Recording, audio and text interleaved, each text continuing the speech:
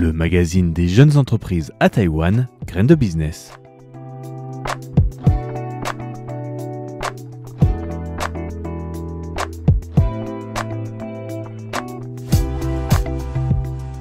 Bonjour chers auditeurs et auditrices de Radio Taïwan International, vous êtes en compagnie de Valentin Floquet pour vous présenter un nouvel épisode de Graines de Business dans lequel nous allons parler encore d'une petite analyse, cette fois-ci une analyse de marché et un peu liée à l'actualité puisqu'il y a dans le monde dont nous allons parler aujourd'hui quelques hicks. Nous allons parler donc de la musculation, du monde du fitness avec les salles de musculation et des petits incidents récents qui viennent un peu enrayer la machine de la progression du marché du fitness à Taïwan, dont on va voir qu'il est en plein essor. En effet, après la période difficile de la pandémie, l'industrie du fitness à Taïwan a connu une véritable explosion.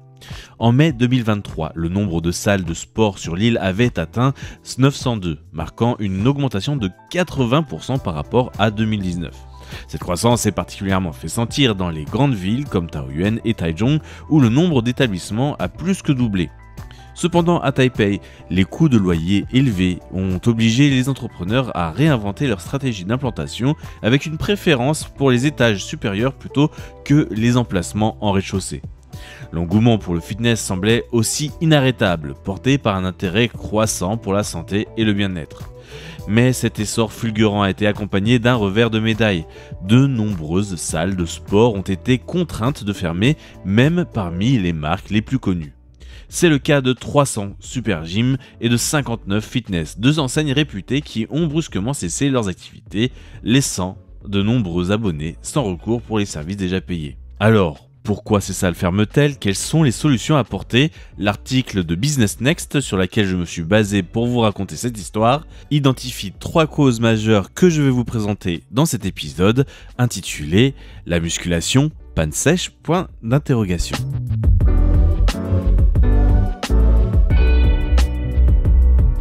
Business Next nous a donc partagé une analyse d'un spécialiste dans le domaine qui a fait une publication récente sur Facebook et dont je vais vous taire le nom parce que c'est pas quelque chose dont on connaît le nom non plus de manière publique à Taïwan. Et donc cette personne a fait une analyse complète et c'est ce dont je veux vous parler maintenant. Une mauvaise gestion financière est la première cause. Beaucoup d'exploitations de salles de sport ne gèrent pas correctement leurs finances.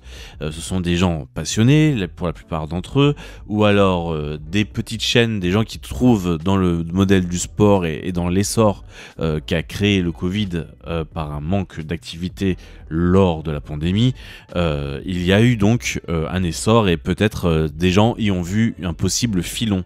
Et donc des gens qui n'étaient pas du tout du métier se sont mis à créer des modèles de chaînes de salles de sport en pensant qu'avec un peu d'argent, ça allait retomber très rapidement avec souvent des tarifs déjà assez prohibitifs.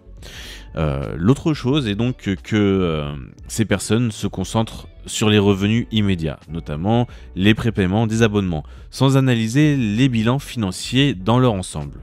Peu d'entre eux examinent notamment régulièrement leurs états financiers, le bilan, le compte de résultats et le flux de trésorerie. Cette absence de surveillance entraîne une mauvaise allocation des ressources et un manque de réactivité face aux difficultés. Une des erreurs courantes est d'utiliser les prépaiements des clients pour couvrir des dépenses courantes ou payer des primes ou au personnel, plutôt que de réserver ces fonds pour assurer la prestation des services sur la durée. Ce modèle insoutenable conduit à un effet boule de neige qui peut résulter en une fermeture soudaine. C'est donc le premier point, la mauvaise gestion financière. Le second point, c'est une gestion défaillante des équipes, un problème avec le management des talents. Les données sur le personnel, taux de cours annulés, de nombreux taux de départ, satisfaction client sont de bons indicateurs de la santé d'une salle. Mais dans de nombreux cas, ces chiffres ne sont pas suivis de manière rigoureuse à Taïwan. Une absence de stratégie, de gestion des talents et de formation des coachs conduit à une instabilité chronique. Lorsque les employés ne se sentent pas en sécurité dans leur emploi, ils peuvent quitter l'entreprise ou, pire, nuire à la réputation de la marque en partageant des critiques négatives avec les clients. Dans les cas extrêmes, une mauvaise gestion du personnel peut entraîner une vague de demandes de remboursement de la part des abonnés, ce qui accentue les problèmes financiers de l'entreprise et précipite sa chute. En troisième point et dernier point des problèmes à résoudre, c'est la structure de coûts qui est mal conçue. Les erreurs dans la modélisation des coûts sont l'une des principales causes de la faillite à Taïwan. Par exemple, certaines salles offrent des commissions très élevées aux coachs pour les motiver sans considérer l'impact à long terme sur la rentabilité du modèle économique de l'entreprise. Un autre problème courant est la promotion des coachs performants en régionaux ou gestionnaires, ce qui transforme un centre de profit en un centre de coût, sans réelle valeur ajoutée. Ces erreurs, combinées à une mauvaise gestion financière dont on a parlé au premier point, peuvent rapidement mener à une faillite lorsque les premiers signes de difficulté apparaissent. En général, on est presque sur un modèle pyramidal où un client va payer les frais générés par celui d'avant, un petit peu. On n'est pas non plus complètement dans ce modèle-là, mais on s'y rapproche. Quand c'est une mauvaise gestion financière de la salle, hein, je parle. Donc, si la gestion financière, qui concerne le premier point que j'ai cité, n'est pas rigoureuse, on ne prend conscience du problème qu'au moment où le déficit mensuel devient important. À ce stade, la trésorerie est déjà quasiment épuisée et des mesures précipitées comme des baisses de salaire ou des réorganisations internes peuvent entraîner une vague de demandes de remboursement qui rejoint le point 2, menant potentiellement à une faillite immédiate. Au-delà de la nécessité d'éviter ces erreurs, il existe aussi des stratégies de gestion proactive à considérer, notamment la réduction des coûts par la mise à l'échelle. Diminuer les coûts d'expansion est essentiel pour assurer la viabilité des salles de sport. Plusieurs méthodes permettent d'y parvenir. Planifier les ouvertures sur l'année en fonction d'objectifs précis, acheter les équipements en gros pour négocier de meilleurs prix, gérer soi-même les travaux d'aménagement ou établir des partenariats à long terme avec des prestataires spécialisés. Certains entrepreneurs vont même jusqu'à acheter directement les matériaux de construction, permettant ainsi de réduire considérablement les coûts d'installation et d'accélérer le retour sur investissement. Enfin, le choix de l'emplacement et du modèle de salle est primordial. Un mauvais bail commercial peut condamner une salle dès la signature du contrat. La deuxième chose, c'est l'exploitation des données. C'est essentiel dans les salles de musculation, car les données vont faire que on va pouvoir adapter les prix en fonction de la fréquence de venue des clients, de leur implication sur le long terme, même s'ils prennent des abonnements d'un an, combien quittent la salle de musculation au bout d'un mois, au bout de 2 mois. Il faut ces données-là et elles sont très importantes pour la bonne santé et la bonne analyse et la proactivité d'une salle de musculation. Il est dit d'ailleurs qu'en affaires, connaître ces chiffres, c'est connaître son entreprise.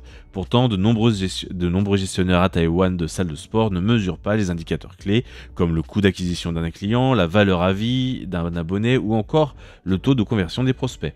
D'autres indicateurs tels que le taux de réservation, le taux de fréquentation dont je viens de parler en introduction de ce point, la fidélisation ou encore le retour sur investissement des campagnes publicitaires sont également négligés.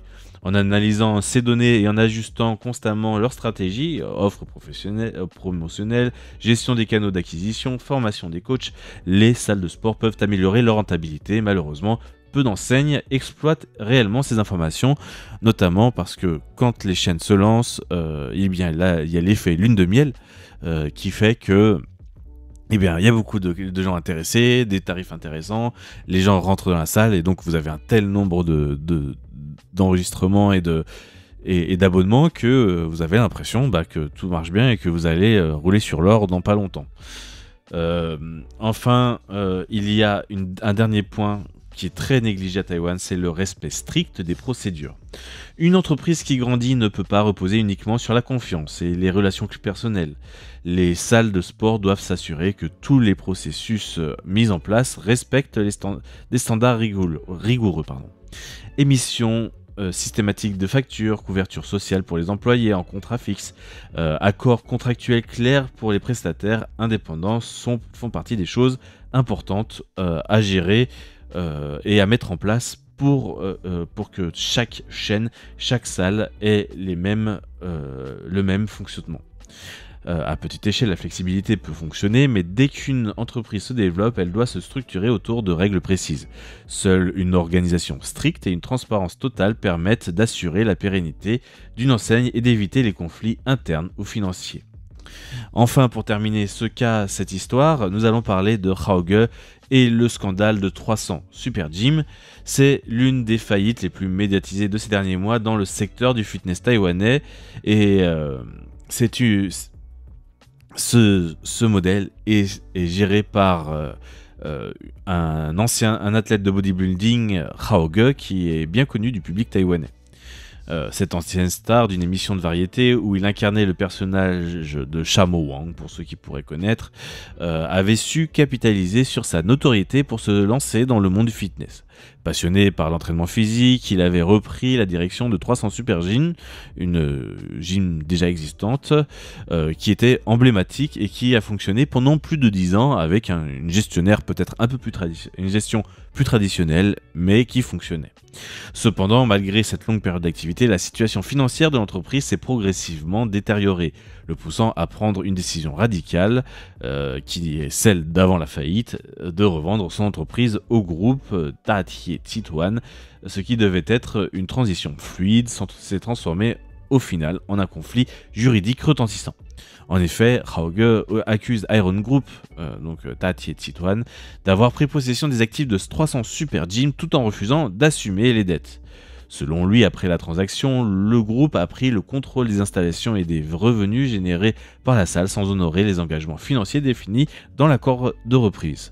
Dans une déclaration publique, il a exprimé sa frustration en disant « Si vous ne voulez pas reconnaître ce contrat, pas de problème, j'assumerai mes responsabilités.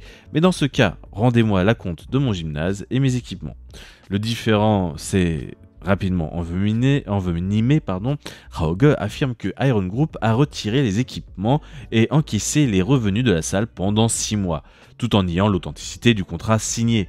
Pire encore, le groupe aurait prétendu que le sceau apposé sur l'accord était falsifié et a même menacé de porter plainte pour contester la validité du document.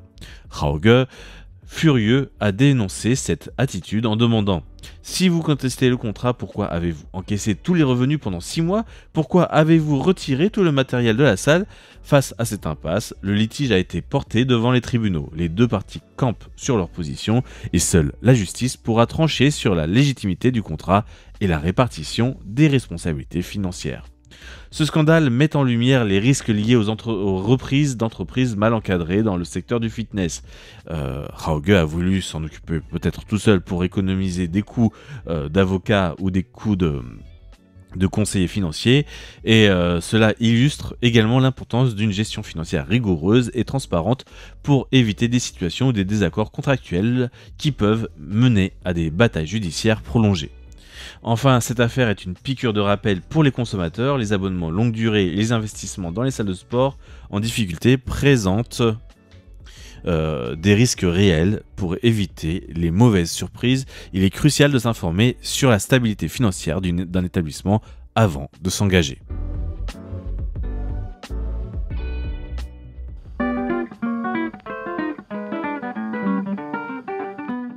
Et donc pour terminer ce sujet, on peut dire que l'essor du fitness à Taïwan a apporté des opportunités mais aussi des défis majeurs puisque la croissance rapide du secteur a attiré de nombreux investisseurs dont certains ont sous-estimé les difficultés de gestion financière et opérationnelle avec un manque de connaissances dans le modèle commercial de ces